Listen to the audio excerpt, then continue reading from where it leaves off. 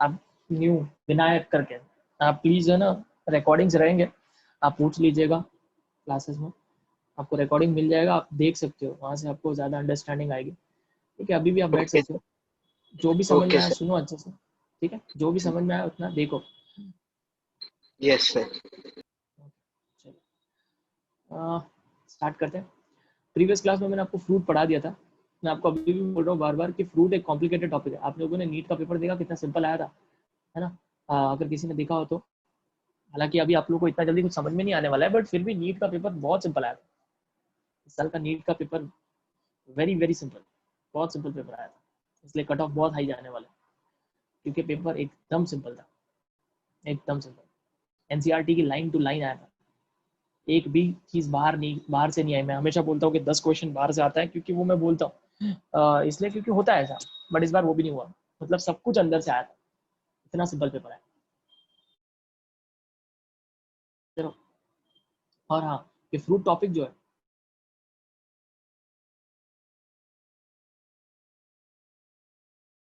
Okay अभी फिलहाल इस पर ध्यान देते हैं, बाकी का बाद में डिस्कस करेंगे। ओके, फ्रूट एक ऐसा टॉपिक है ना जो थोड़ा सा बाहर से भी आता है, जो थोड़ा सा बाहर से भी आता है, तो वो मैं बाद में बताने वाला हूँ। अभी तक मैंने जितना पढ़ाया वो मैं आपको वापस थोड़ा सा रिकैप कराता हूँ। मैंने आपको क्या बताया था फ्रूट के बारे में, कि फ्रूट पहली बात तो होता क्या है, fruit is a ripened ovary, है ना? ओवरी जब फर्टिलाइज, प्लांट जो फ्लावर होता है, फ्लावर एक बार फर्टिलाइजेशन हो जाएगा उसके अंदर, फर्टिलाइजेशन होने के बाद क्या होता है, कैलेक्स गिर जाते हैं, कोरोला वो भी गिर जाते हैं, ये सब गिर जाते हैं, इनका कोई इंपॉर्टेंस नहीं है, ठीक है, एक बार फर्टिलाइजेशन होने के बाद, है ना? तो ये सब निकल जाते हैं, सिर्फ क्या होने वाला है, एंड्रोशियम भी चला जाता है, तो सिर्फ गाइनोशियम जो है, गाइनोशियम के अंदर जो ओवरी है वो किस में कन्वर्ट हो जाने वाला है, फ्रूट में। और ओवरी के अंदर क्या है, ओव्यूल, ओव्यूल किस में कन्वर्ट हो जाएगा, सीड। वेरी इंपॉर्टेंट, मैं वापस बोल रहा हूँ, ओवरी जो है वो किस में कन्वर्ट हो जाती है, फ्रूट में। ओव्यूल जो है वो किस में कन्वर्ट हो जाता है, सीड में, ठीक है, ये याद रखना जरूरी है। तो आपको पता ही है कि फ्रूट कहाँ से आता है एक्चुअली, फ्रूट किधर से आता है, एक्चुअली फ्लावर से आता है ना? और फ्लावर किसकी खासियत है, एंजियोस्पर्म्स की, इसीलिए फ्रूट किस में दिखेगा, सिर्फ एंजियोस्पर्म्स में। जब लिखा है fruit is a characteristic feature of flowering plants, ठीक है, it is a mature ripened ovary, मैं आपको बता चुका हूँ, डेवलप आफ्टर फर्टिलाइजेशन। मैंने ये भी बताया था आपको कि अगर बिना फर्टिलाइजेशन कोई फ्रूट बन जाता है तो उसको बोलते हैं पार्थेनोकार्पिक फ्रूट। उसका एग्जाम्पल भी मैंने आपको बताया था, इसमें नहीं दिया हुआ है एनसीईआरटी में, बट पूछते हैं वो लोग, banana and grapes, very, banana and grapes, ये दो एग्जाम्पल है, ठीक है। अभी फिलहाल बीच में नहीं बोलना, एक मिनट रुको, मैं पूछूंगा तब बताना, ठीक है, अभी नहीं। चलो, हाँ, बनाना एंड ग्रेप्स है, ठीक है। उसके बाद हमेशा ध्यान रखना, विदाउट फर्टिलाइजेशन अगर कोई भी यंग वन डेवलप होता है, प्लांट्स की बात नहीं है, विदाउट फर्टिलाइजेशन अगर कोई भी यंग वन डेवलप होता है तो उस प्रोसेस को बोलते हैं पार्थेनोकार्पी, उस प्रोसेस को बोलते हैं पार्थेनोकार्पी। अब यहाँ पे फ्रूट में हो रहा है इसलिए हम उसको बोलते हैं पार्थेनोकार्पिक फ्रूट, ठीक है। उसके बाद हमने देखा था कि फ्रूट्स के अंदर, फ्रूट जो होता है, फ्रूट के अंदर दो चीजें होती है, एक तो फ्रूट की वॉल, एक तो उसकी वॉल, और एक होता है उसके अंदर सीड, ठीक है। फ्रूट्स के अंदर दो चीजें होती है, वॉल और उसकी सीड। वॉल को हम बोलते हैं पेरिकार्प, दिया हुआ है, वॉल को हम क्या बोलते हैं, पेरिकार्प, और उसके अंदर इसके अलावा क्या होता है, सीड। अब पेरिकार्प के बारे में आपको स्पेशल ध्यान रखना है कि पेरिकार्प, अगर फ्रूट जो है वो फ्लैशी हुआ, अगर फ्रूट जो है वो फ्लैशी हुआ, देखो फ्रूट जो है वो दो टाइप के हो सकते हैं, ड्राई भी हो सकता है, फ्लैशी भी हो सकता है। अब यहाँ पर एक और चीज आपको एकदम अलग होने वाली है, आप सबने सुना होगा dry fruits, dry fruits, right? Dry fruits आपके हिसाब से क्या है, आलमंड्स, है ना, कैश्यू नट्स, ये ड्राई फ्रूट्स है। बट मैं आपको बता दूं, बायोलॉजी इनको ड्राई फ्रूट्स नहीं बोलती है, ठीक है। बायोलॉजी के हिसाब से ड्राई फ्रूट कुछ और ही है, तो प्लीज अपने दिमाग में कंफ्यूजन मत लाना। जब हम अगर आप, जब आपको मैं डिटेल में और जब ये फ्रूट्स पढ़ाऊंगा, अभी तो नहीं, अभी तो सिर्फ एनसीईआरटी, तो जब वहाँ पर फ्रूट्स के अंदर अलग अलग टाइप के फ्रूट्स हैं, और उसमें जब ड्राई फ्रूट्स की बात आएगी ना, तो उसमें देखना ड्राई फ्रूट्स में कोई और ही फ्रूट्स दिखेंगे आप, प्लीज ये कंफ्यूजन मत लाना। ये तो हम लेमन लैंग्वेज में बोलते हैं कि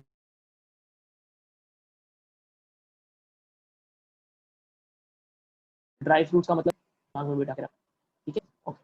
उसके बाद मैंने आपको क्या बोला था कि पेरिकार्प जो है, पेरिकार्प ड्राई भी हो सकता है, फ्लैशी भी हो सकता है। अगर पेरिकार्प फ्लैशी हुआ, पेरिकार्प अगर फ्लैशी हुआ, तो ही वापस पेरिकार्प तीन पार्ट में डिवाइड होता है।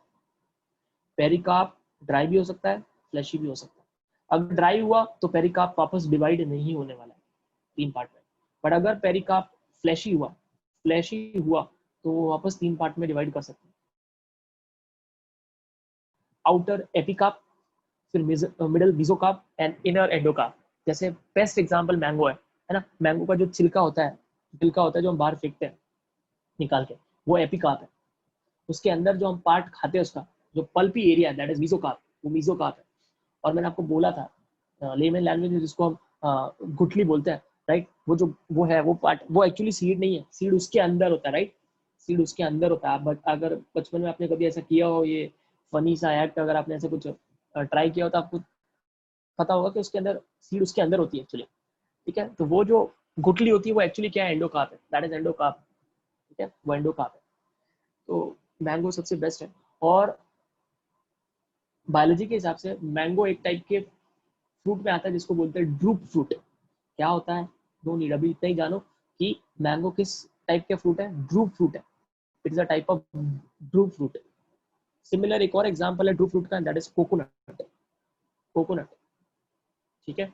कोकोनट में मैंने आपको क्या बताया था कि कोकोनट के अंदर जो मीजो कार्प है, कोकोनट का जो मीजो कार्प है वो कैसा है, fibrous, not fleshy, sorry not edible, ठीक है। मैंगो के अंदर मीजो कार्प इज एडिबल, जबकि कोकोनट के अंदर मीजो कार्प इज फाइब्रस।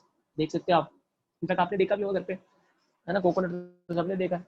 तो उसके अंदर जो धागे धागे धागे धागे होते हैं वो क्या, एक्चुअली वो मीजो कार्प है, दैट इज मीजो कार्प।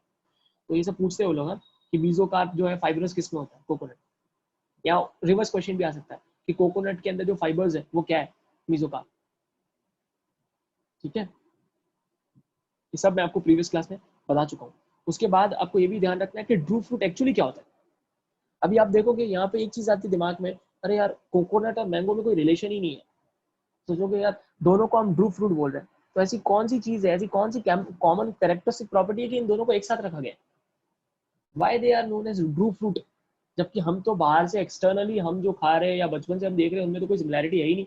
यार एक तो इतना सॉफ्ट सा है फ्रूट है और एक इतना हार्ड है बाहर से, क्या सिमिलैरिटी है, किस वजह से इन दोनों को साथ रखा गया, क्यों इन दोनों को ड्रू फ्रूट बोलते हैं, रीजन ये है कि they develop from the monocarpellary superior ovaries and are one seeded, ये उसका रीजन।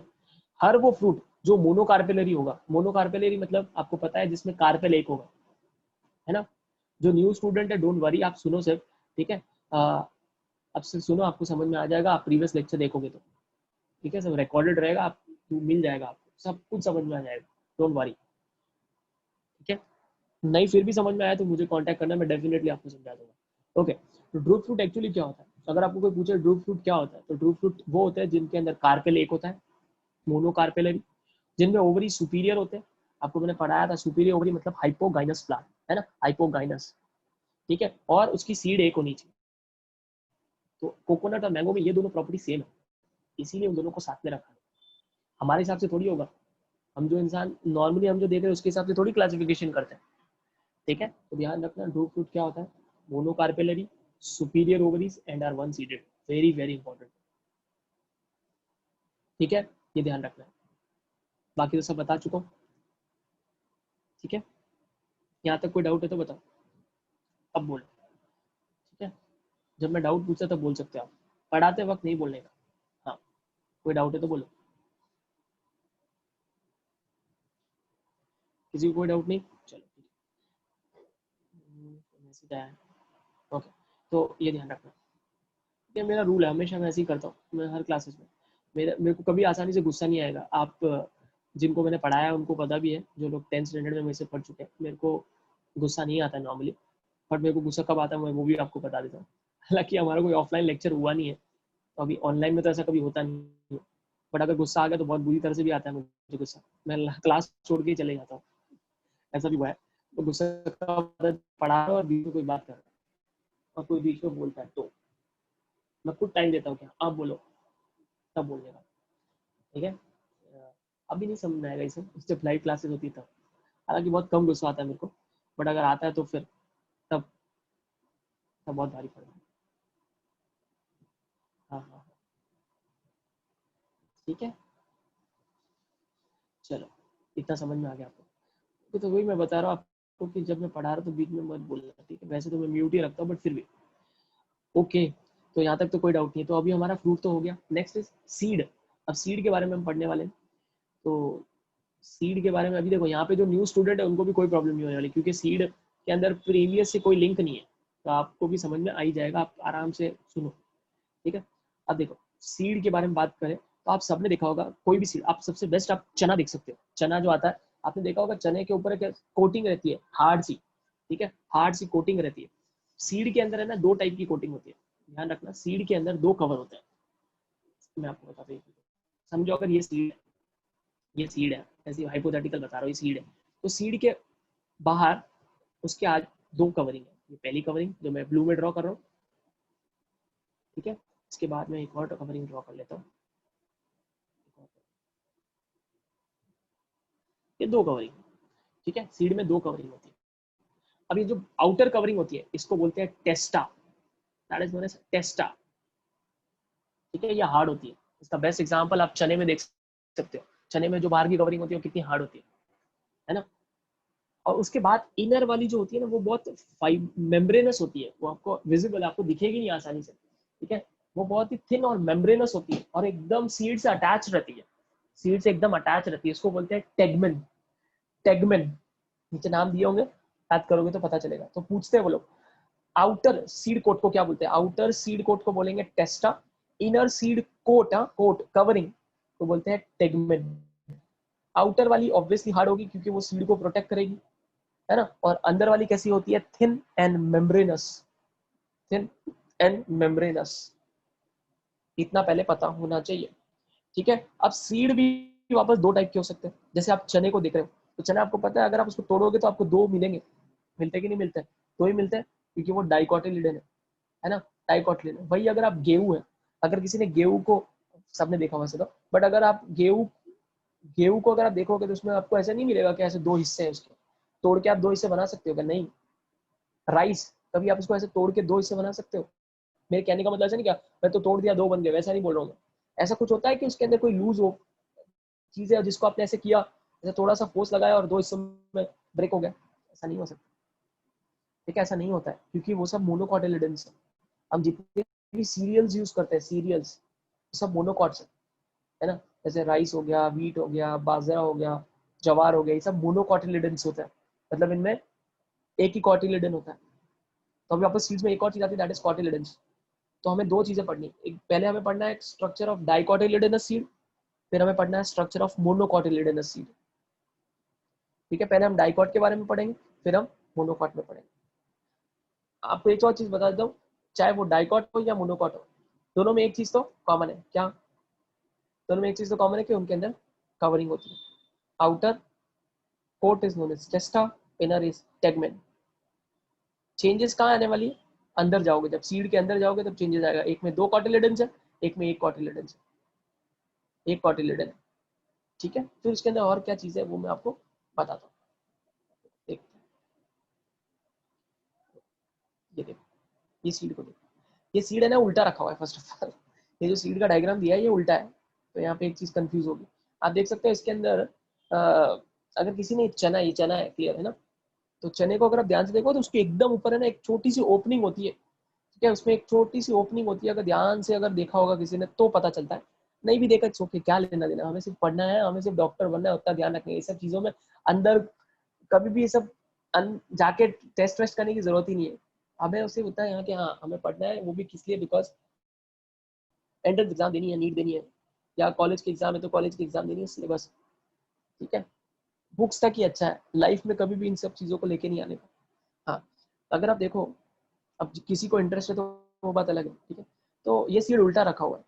अब सीड के ऊपर एक छोटी सी ओपनिंग होती है, उसको बोलते हैं माइक्रोपाइल, उसको बोलते हैं माइक्रोपाइल, ठीक है। ये माइक्रोपाइल क्या होता है? माइक्रोपाइल ऑब्वियसली अगर सीड के अंदर ओपनिंग नहीं होगी, आप ही सोचो, अगर सीड के पास ओपनिंग नहीं होगी तो वो सीड के अंदर ऑक्सीजन कैसे जाएगा अंदर? क्योंकि सीड भी तो क्या है? लिविंग, और लिविंग है ना, प्लांट का सेल है वो। सीड एक तरह का ऑब्वियसली किससे बना होगा? सेल से ही बना होगा, ये भी है ना, प्लांट का पार्ट है। तो प्लांट सेल बोल सकते हो एक तरह से। तो प्लांट तो लिविंग होते हैं, लिविंग होते तो उनको जिंदा रहने के लिए ऑक्सीजन चाहिए। तो ऑब्वियसली वो जो ऑक्सीजन हो गया, पानी हो गया, वो सब कैसे अंदर जाता है? किसकी मदद से अंदर जाता है? माइक्रोपाइल की मदद से, माइक्रोपाइल की मदद से जाता है, ठीक है, माइक्रोपाइल की मदद से अंदर जाता है। इसके अलावा एक और स्ट्रक्चर है that is known as hilum. क्या होता है मैं आपको बताता हूँ, अभी फिलहाल पहले इसके बारे में देखेंगे, पहले पढ़ेंगे थोड़ा सा। ये देख सकते हैं आप डाइकोटिलिडन्स, ये मैं बहुत बार बता चुका हूँ आपको, 2 कॉटिलिडन्स है, दिख रहे हैं आपको क्लियर, 2 कॉटिलिडन्स है ना। ये सीड को ओपन करने के बाद बनाया हुआ डायग्राम। ये 2 कॉटिलिडन्स हो गए। ऊपर वाला जो है वो क्या बोलते हैं उसको हम, प्लूम्यूल। क्या बोलते हैं, स्कूल से पढ़ते हैं ये प्लूम्यूल। प्लूम्यूल आगे जाके किस में कन्वर्ट होने वाला है, प्लीज स्टेम्प मत बोलना, गलत है। क्या बोलते हैं हम, शूट। किस में कन्वर्ट होने वाला है, शूट में, स्टेम्प नहीं बोल सकते। रेडिकल किस में कन्वर्ट होने वाला है, रूट में। रेडिकल किस में कन्वर्ट होने वाला है, रूट। क्यों हमने शूट बोला, बिकॉज शूट के अंदर सब आ गए, स्टेम, लीव्स, ब्रांचेस, सब कुछ आ गए, है ना। तो वो ध्यान रखना, plumule develops into shoot, radicle develops into root. उसके बाद आप देख सकते हैं कि यहाँ पर एक ये हिस्सा है, इतना सा ये पोर्शन, रेडिकल और प्लूम्यूल के बीच वाला, इसको बोलते हैं एम्ब्रियोनल एक्सेस। एम्ब्रियोनल एक्सेस, ठीक है। प्लूम्यूल और रेडिकल के बीच में जो area that is known as embryonal axis. अब इसके बारे में थोड़ा सा पढ़ते हैं और क्या एक्स्ट्रा है वो भी जानते हैं। देखो क्या लिखा है, स्ट्रक्चर ऑफ डाइकोटिलिडनस सीड। हम डाइकोट पढ़ रहे हैं पहले। The outermost covering of a seed is called seed coat. वो पता ही है, सीड के ऊपर कवरिंग होगी, इसको क्या बोलेंगे, seed coat. The seed coat has 2 layers, ठीक है, the outer testa and inner tegmen. सिर्फ इतना ही दिया इन्होंने, इतना ही पढ़ो। और मैं आपको बता देता हूँ, अगर आप लोग पूछे दोनों में से हार्ड कौन सा, ऑब्वियसली लॉजिक सी बात है, जो बाहर होगा, जो प्रोटेक्ट करेगा वो हार्ड ही होना चाहिए, है ना। तो testa is hard while tegmen is thin and membranous, ठीक है। इसके बाद द हाइलम। हाइलम क्या है देखो, the hilum is a scar on the seed coat through which the developing seeds were attached to fruit। अब यहाँ पे स्टूडेंट कंफ्यूज हो जाते हैं, बहुत सिंपल है, कुछ भी नहीं है। देखो एक्चुअली क्या है हाइलम, हाइलम में लोग क्या बोल रहे हैं, देखो अभी तो हमने सीड बाहर निकाल दी, ये देखो ये दिख रहा है, ये सीड है, ठीक है, ये सीड है। आपको पता है सीड हमेशा किसके अंदर हुई होगी, सीड किसके अंदर होती है, फ्रूट के अंदर, मतलब इसके आजू बाजू फ्रूट रहा होगा, है ना। सीड कभी भी, आपको पता है हमेशा सीड किसके अंदर होती है, फ्रूट के अंदर होती है। समझो अगर ये फ्रूट है और फ्रूट के अंदर सीड होगी, तो फ्रूट, ध्यान देना यहाँ पर, वापस ज्यादा अंदर मत जाना, सिर्फ जितना समझा रहा होता ध्यान देना बस। अगर ये फ्रूट है, ठीक है, और ये इसके अंदर सीड है, तो सीड और फ्रूट के बीच में कहीं ना कहीं तो कनेक्शन हो रहा होगा, कोई तो एक ऐसा पॉइंट होगा, कोई तो ऐसा पॉइंट होगा जो फ्रूट और सीड को कनेक्ट कर रहा होगा, फ्रूट और सीड को कनेक्ट कर रहा होगा, उसको बोलते हैं हाइलम। तो हाइलम एक ऐसा पार्ट है जो फ्रूट को सीड से कनेक्ट करता है, या सीड को फ्रूट से कनेक्ट करता है। जब सीड डेवलपिंग स्टेज में, सीड डेवलपिंग स्टेज में मतलब किधर है, फ्रूट के अंदर है, क्योंकि सीड अगर बाहर आ गया इसका मतलब वो तो डेवलप्ड है, पूरी तरह से मैच्योर हो चुकी है। और जब वो फ्रूट के अंदर है इसका मतलब वो डेवलप नहीं है, ठीक है, तो वो होता है हाइलम। तो हाइलम एक्चुअली आपको सीड के ऊपर एक स्कार दिखेगा, स्कार आपको पता ही है ना, स्कार क्या होता है। अच्छा अगर आपको कोई लग जाती है तो उसके बाद वहां पे एक स्कार बनता है ना, that is known as scar. तो सीड के ऊपर एक छोटा सा स्कार होता है, वो स्कार क्या डिनोट करता है एक्चुअली, स्कार ये बताता है कि जब ये सीड फ्रूट के अंदर थी, तो ये वो पोर्शन है जिससे ये फ्रूट से अटैच थी, ये सीड। तो hilum is a scar on the seed coat, and वो भी सीड कोट के ऊपर होता है, ना कि सीड के ऊपर होता है, ठीक है। Hilum is a scar on the seed coat through which the developing seeds were attached to the fruit। समझ में आया ये पॉइंट, कि एक्चुअली एनसीईआरटी की लैंग्वेज बहुत बेकार है, समझा इतना। Yes, sir. Yes sir, Yes, sir. I hope सुन रहे हो, सोते नहीं रहना कोई। No, sir. सोना नहीं है प्लीज, इतना मेहनत करके पढ़ा रहा हूँ, सोना मत प्लीज, नुकसान होगा आपका ही। कुछ लोग सोचेंगे अरे क्या है, हम लोग वीडियो लेक्चर देख के जो रिकॉर्ड हो रहा है उसको देख लेंगे, ऐसा मत करना, सोना मत। जितना फ्रेश में समझ में आएगा उतना थोड़ी वीडियो में समझ में आएगा। वीडियो ठीक है, किसी का मिस हुआ है, रिवाइज करना है तो अच्छा है, ओके।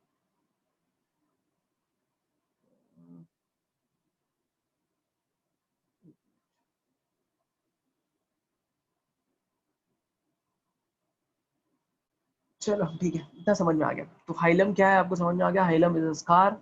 हाइलम एक ऐसा पोर्शन है जो एक्चुअली कब था, जब सीड डेवलपिंग स्टेज में था, ठीक है। जब सीड डेवलप हो जाती तो वो हाइलम तो नहीं रह पाता, वो उसका स्कार रह जाता है पीछे, ठीक है। तो स्कार जो है एक्चुअली क्या है, actually that scar is actually hilum. Hilum एक ऐसा पोर्शन होता है जो सीड को फ्रूट से कनेक्ट करता है ड्यूरिंग इट्स डेवलपिंग स्टेज। इसके बाद देखो क्या लिखा है, about the hilum is a small pore called micropylum, called micropyle. अब यहाँ इस फोटो में देखोगे तो स्टूडेंट को लगेगा अरे यार हाइलम के तो नीचे माइक्रोपाइल, क्योंकि सीड उल्टा है। अगर सीड को सीधा कर दोगे, अगर आप सीधा रखोगे तो माइक्रोपाइल ऊपर चला जाएगा ना, वो है। क्योंकि यहाँ पे स्टूडेंट देखते पढ़ते हैं अबाउट द हाइलम, यहाँ तो लिखा है अबाउट द हाइलम और यहाँ दिख रहा है बिलो द हाइलम, तो कंफ्यूज मत होना, अबाउट द हाइलम ही है, ठीक है, सीड उल्टा रखा है, ठीक है। तो अबाउट द हाइलम, हाइलम के ऊपर होता है, ये भी एग्जाम में ध्यान रखना। वो लोग है ना एग्जाम में बिलो कर देंगे, आपको पता भी नहीं चलेगा। ध्यान रखना, about the hilum is a small pore called micropyle, called micropyle within the seed, within the seed coat is the embryo। obviously seed coat के अंदर क्या है, embryo। embryo मतलब वही सब, embryo मतलब कौन हो गया फिर, वो cotyledons, plumule, radicle, ये सब embryo में चले जाते हैं, ठीक है।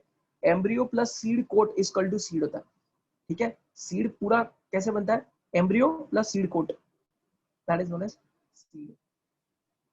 हालांकि इन्होंने दिया नहीं है माइक्रोपाइल का यूज क्या होगा, माइक्रोपाइल एक ओपनिंग है, पोर है, तो उसके थ्रू क्या जाएगा, अंदर पानी चाहिए तो पानी जाएगा, ऑक्सीजन चाहिए तो ऑक्सीजन, तो इसके थ्रू वो रेस्पिरेशन कर सकता है, क्या कर सकता है, रेस्पिरेशन कर सकता है, ठीक है। तो it is useful for the respiration. नहीं दिया है